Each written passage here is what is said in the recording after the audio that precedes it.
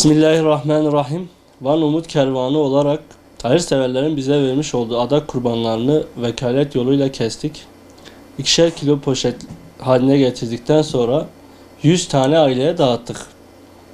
Burada bize vermiş oldukları adaklardan dolayı hayırseverlere teşekkür ediyoruz. Rabbim hayırlarını kabul buyursun inşallah.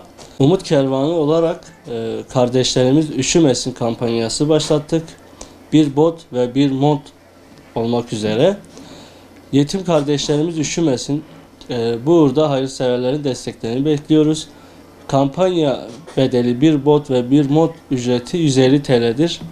Burada hayırda bulunacak tüm kardeşlerimizden Allah razı olsun. Şimdiden Rabbim bize gönül vermiş. Burada çalışan tüm gönüllerimizden Allah razı olsun. Sizi nasılsınız bakayım? Allah'ım babana kabul etsin.